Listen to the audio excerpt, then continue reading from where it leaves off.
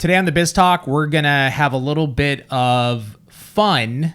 I personally love a challenge, and this is going to be Tracey gives me salon situations, real, actual situations that come up in the salon. She's going to ask me, what would I do in that situation? I'm looking forward to this right now on the Biz Talk.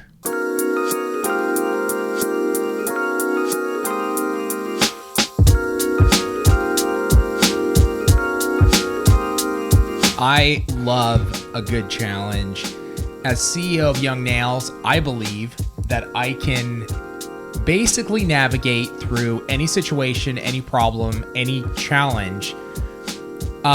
You're going to give me situations that come up in the salon, right? Something that happens. And you're going to ask me, what would I do? Now, here's the thing. I have zero salon experience. And you know that. Okay. And so does everybody else, knows that. But I still feel very confident in my skills to navigate this. Okay. So I like this. I'm excited about this. And I think this would be good for beginners, people that are just starting in the salon. You know, I'm going to come at this with the same mindset and mind frame as you.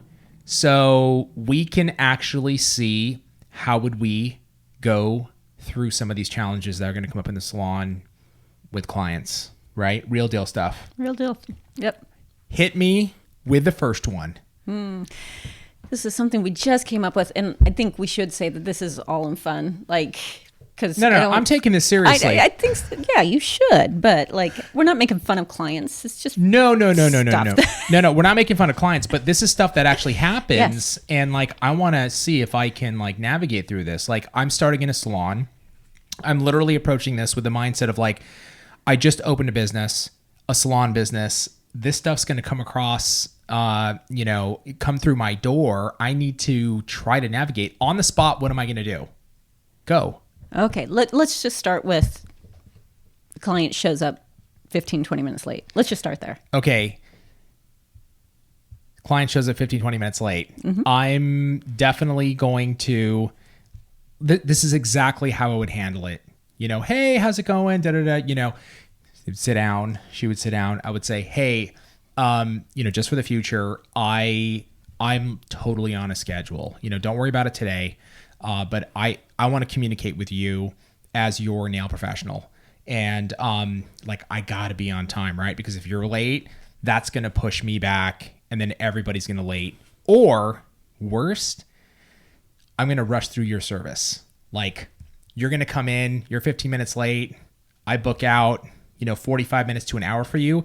Now I'm squishing 15 minutes. I don't want to do a bad service. I always want to give you top quality work and give you the time and attention that your beautiful hands need. So, first of all, you just wasted 10 minutes telling them that. Like, now you're 25 minutes late. That was not 10 minutes. That was like 30 freaking seconds. First of all, you're wrong. You're just wrong. I'm not wrong. What do you mean that's wrong? Okay. That could be right the first time. What happens the second time they do it? Okay, second time, it's if they, I would need to explain the client. They would have to be aware of my policy first, correct? Yes. So let's assume it was on the table, right? So the first time I'm going to go through that, and then I'm going to say, hey, as you know, you got to be on time, right? Are you saying literally the next appointment? Let's say it's the next appointment, or it's just someone that is a repeat offender, okay. More than, because things happen. But right. I'm talking they've done it 3 times in 6 months. Okay, 3, is that a lot? To me, yes. Okay, 3 times in 6 months. For me, 3 times in 6 months, 15 minutes late. If that's happening with multiple clients and it's really effing up my business, let's say, which I'm imagining it would, at that point, if it happens 3 times, I would have to say you gotta find, you're gonna have to find somebody new. I don't want to do this, but I have to because my business depends on it, so I'll even give you some recommendations potentially, here are some salons in the area, go talk to them. That's how I roll, dude. Yeah. I am very professional. You want to know how I handled it one time? Yeah. Tell me your unprofessional ways. Yes. One time or every time? Well, probably every time. I grabbed my purse because my salon was upstairs because I could see them pull in, and I would be going downstairs while they were coming upstairs. And you're leaving. I'm leaving. I can't do you. You'll have to rebook, and to get back on my book, you have to pay me for this appointment you just missed. I just wouldn't do that. I would never. But this is after deep explanation of like policy and like and being understanding. Again, things happen, but yeah, there was one that I was just at that point. Like she was not getting it. Like, but that you're not doing that to multiple clients that maybe show up late. Honestly, no, not that extent. Oh, okay, that's what I'm talking about. But honestly, if you showed up 10 to 15 minutes late, 10 minutes, I was going to have to probably reduce your appointment. Okay. 15 minutes late, I didn't do them. Okay, that's fine. But I'm just saying the way that I would communicate it would be how... You have to communicate properly Yeah. I agree. Now, and I would do that. Let me ask you this. Now, This is my favorite. If I had one client and I didn't have any other clients, I think that changes a little bit, right? Still, I would try to make it a habit, but if I'm trying to build a clientele, it's a little bit different. It is The more you have people, the little more hands you have. Well, I've got no leverage at that point, right? Like, you don't want to really tell them that, because then they could like... No. I'm just saying myself, like as a business owner, when you get your first customer and that's bringing in money, you gotta have a little bit of judgment there. Yeah. Of course, I'm going to give leeway until I build my clientele. And then once I build it, well, then now you've got leverage. And it's like, this is now running on a tight schedule. It's, I run a tight ship. This is how it's got to be. So, and then I have fired, like you said, I fired one for it because she just, sweet lady, but she was retired and she just would not come in like on time. She knew it didn't take me long to do her. So she always showed up 20 to 30 minutes late, and I had to get rid of her. I don't think she liked you. I think that's the truth. Well, she sure tried to get back on my books, but that's okay. So I think she felt sorry for you. Let's do that. Okay. Like, you're late. Next. My favorite though is they walk in with their Starbucks. I'm sorry I'm late. I couldn't get out of work on time. See, all that to me is in the same... I wouldn't call somebody out and say, funny. You have a coffee. It is funny, but I wouldn't call somebody out and say, you have a coffee in your hand. Why are you late? I wouldn't. I wouldn't. No, if they wouldn't. did it several times, you wouldn't just jokingly be like, dude, you have Starbucks. It takes 10 minutes to go through Starbucks. I wouldn't call out a customer, me personally. I'm not like, if somebody is openly... Okay, have I called out customers at Young Nails distributors? I've had very difficult conversations. Yes, I have. Yes, I've heard them. Yes, you have heard them. Like if somebody is, you always run into customers like not paying their bills. Right. Like, I have very serious conversations there on accounts receivable, right? Yes. Somebody shows up late. I With Starbucks. I don't. Funny. Come on. They're like, I'm so late because of work, and you have your Frappuccino latte mocha. And my favorite was, and I brought you one. No. Thank you. It's very kind. No. First, I didn't drink coffee when I did nails because I shake. That's your loss. Shake anyway. You shake. Yeah. You shake without. And coffee. then I can't have dairy, so usually it's something I can't even drink. And they don't know that. And I want to go home and have a beer, that kind of drink, with everybody showing up on time. So let's go to the next one. Okay. I just wouldn't... I don't believe I would call them out, but it would just fall into the category of, you're late, we got to have a conversation about it. And eventually, you're going to have to find somebody else. I think that's... I like it. Maybe we do it in different ways, but... Okay, let's do... I actually text some mentors just to get some... fun. Mm-hmm. So this one has happened to me also. You finish your service completely through the service. Okay. And this is more back when... There's still people that write checks, or let's not even say checks, but just payment in general. And they say, I can't pay you right now. Can you hold this check, or I'll pay you next time I come in? Yeah. Okay. So this is like right up my alley because, as we were building our company, my number one job was collecting money from customers that weren't paying. And I'll say this, in the beginning, I was pretty hardcore. I was like, you got to pay us, because that's my livelihood. Yeah. That's like, without money coming through the door, we're dead. We have no business. It's over. So I would probably be a little more strict on this one. Okay. I would. So if it happens, the first time, just like I did in the past, I would be willing to like, hey, no problem. I can do it I'd be very clear about it. I can do it this time, but for sure, in the future, I can't do it. But then I would very quickly say, it's my business, and like I have to have payment. It's vital, and this is one of the things I don't really negotiate on. Yeah. Like, and that's kind of how I handle it for young nails. What about if it's a new client? This is kind of interesting because you don't know this person. Oh, that's a really, really big red flag for me. If it's a brand new client, a brand new customer, you're probably never going to see him again. So what do you do? Yeah. Well, what can you do, right? You already did. I have something someone did. Well, if you have a new client and they do that, what are you going to do? Yeah. I don't recommend this, but there was a girl that was in a salon that I worked in, and she actually took the girl's ring. Said, you're not leaving with the nails. I do not recommend that. I'm like, first of all, you're now liable for their jewelry. Dude, you don't do that ever. But I was just like, oh my gosh. That's insane. No, that's just one of those things that's part of business. And it's like, you do the service. Right. If they say that, you have to trust it. But that's a big red flag. Yeah. Would I continue with that client? It would be it would have to be one of the situations where it was like legit a mistake. And then like after that, it like never happened again. Right. And then we were cool, but that would be very bad for me. Okay. And I would be like, major red flag for me. And you're not going to, what are you going to do? You just have to say, I appreciate it. Please, in order for us to continue, like I really need payment like right away. Like, so, would you be able to, I would ask him on the spot, would you be able to send it? Don't strip them of the jewelry. Huh? Don't strip them of the jewelry. No, don't do that. I would definitely say to them, like, as soon as you get home, can you go ahead and get your credit card information for me? And that way we can take care of everybody. And if they didn't, then I probably wouldn't take them again. There's got to be very clear, open communication when it comes to payment, especially for me. And to this day, we still, that comes up and it happens from time to time. And as long as somebody communicates with me and they stick to the whatever plan we lay out for them, and as long as it doesn't happen all the time, then it's cool. Honestly, I'm okay with it. Because like you said, things happen in life. Yeah. So I think also nowadays people do a lot of deposits via credit cards and that's stuff a good like that. idea. That is really smart. I think online you have to put, if you're booking online, you probably have to put in your credit card information. I know I do when I get a haircut. I have to put in my credit card information. If I don't show up, they pull the deposit from my card immediately. Right. I think that. Okay, next one. What else? Small humans. They bring in their 3 kids. This happens. Okay. And the kids are not good.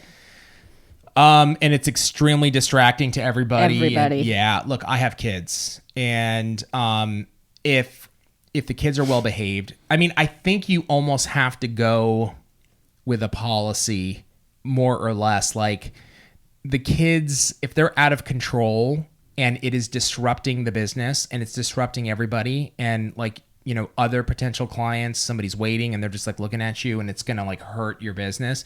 You have to have a conversation with that client and say, hey, like I can't have you bring, your kids. Look, I have kids, so I understand. Right. But it is causing problems in the workplace and it's very disruptive. Now, if somebody brings in their kid and they're great and they're perfectly fine. I think initially me feeling it out, I would take it on a case by case basis, and or if it just got too complicated, this is what I would do. I would have a strict no kids policy. I did. Eventually. You did? I did. Yeah. I had a no kids. So did it? And every once in a while someone would still bring a child, but did you start like that though? I didn't. Yeah, so that's when so there you go. See, like that's my learning curve, right? Like I don't know. Yeah. I haven't been through it. Starting out. Yeah. I want to build a clientele, so I'd probably allow it initially, and then if it gets out of control and I start building a clientele, then I can, clear things up. Yeah, they'll bring all kinds of things in. Puppies, dogs, cats. I would imagine. Yeah. Okay, let's give you this one. You're in the middle of a nail service, and your client tells you they have to use the restroom, but don't worry, I won't wash my hands. That's really tough. Mm. What kind of nail service? It doesn't matter. No. Oh, yes. I get what you're saying. Yeah. You're in the middle of prep. Like you're in a critical spot. You cannot like be going and washing your hands right now kind of thing. Hand sanitizer when they come out, definitely, if at all possible. Or I would tell them, please, I can't have them coming back after using the restroom and not washing their hands. Wash your hands. Yep. We're going to have to hit the reset button. Yep. And I mean, it sucks, but in the future, use it prior. in the future, use it prior. Please don't do this, because now we've just killed, 5 minutes, 7 minutes off the service. So it's not okay for them to come back without having their hands washed. It's just not okay. So please wash them. Let's continue with the bathroom. Okay. Client's very sick, comes in anyway, and then says, I may have to get up during my appointment to go throw up. I would send them home. I would not. To me, sick is now risking me getting sick, other clients getting sick, and then I'm out of business for 3-4 days. I would rather send that one. I appreciate you coming to your appointment, but I got to send you home. When you're better, come back. No. Even here at the office, when I see somebody is not well, I tell them, go home, get rest, because I don't want you to get everybody else sick. That's what I would do. That's true. Okay. Was that what you would do? That's what I would do. Okay. That's what I did. Okay, there you go. Please don't come in sick. Exactly. I loved it when I was sick and would call client. Okay, so let's do this one. You're sick. You're very sick, Habib. And you know me, it takes a lot for me to really be like, I'm not going to work. Yes. Right. So I'm sick, horribly sick. You call your client and they're like, you need to come in for me anyway. The client and says then that? You can go home. Just can't you do me and then go home after? If I'm sick, okay, and I am honestly feeling awful, this is one of the things in life where it happens, and I think it's unreasonable for a client to say, no, you need to come in to do my nails. No, that's not, I don't think that's okay. Injury, sick, health, these things, life happens, and I can't make it into the office today. Now, obviously, if you have a history of taking days off and skipping your clients and your clients get pissed, that's not good. They're like, but, you're not sick. Right. They're like, come on. But honestly, if I'm legit sick, no, I can't come into the office. And I would communicate that to the client. And if they said, well, I have to find somebody else, I would say, I understand. I probably wouldn't want them as a client at that point because I'm sick.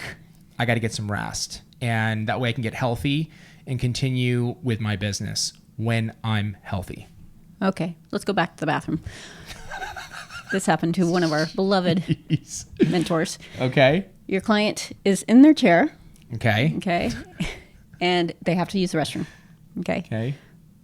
But they can't really walk themselves, so they need you to slide the chair into the bathroom that they're on. Yep. They need help. And help in the bathroom. Yeah, I'm getting up 3 times.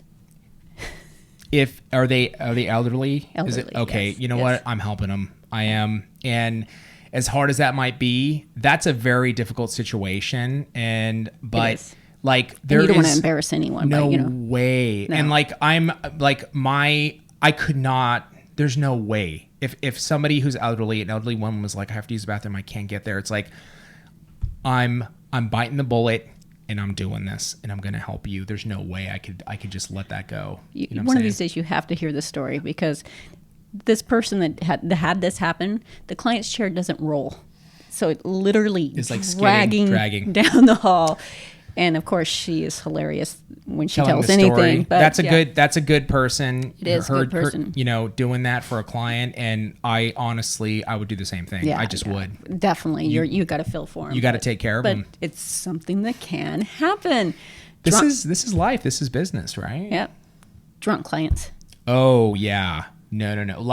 They come in drunk. You're doing them. You're like, oh Lord. And obnoxious and you realize that the Pepsi can they have is not Pepsi. No, I would that for me would be, I would not, if it was consistent. Yeah. If it was a one-off and somebody came in, they had a few drinks and they're bubbly and they're fun and they're laughing, but I can tell they've had a couple drinks and it's not disturbing anything, they've just had a couple drinks. Right. That doesn't bother me. Somebody comes in consistently and they're drunk and they have an actual problem. Yeah. I'm going to end that relationship. And they're messing up their nails because they're just. Nope. I'm ending that relationship.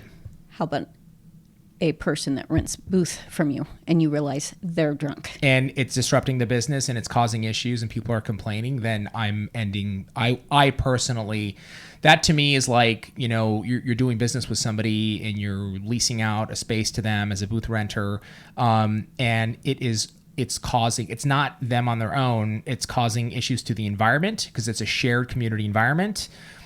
that's not going to last very long. That's not going to last very long. And this is just stuff I would do and approach, you know, and of course, before doing any of that, I would talk to my attorney and talk to my HR and be like, hey, I would research. Disclaimer. Disclaimer. I would. These are things that I would do, and I would recommend you do the same thing. So I think I did pretty good.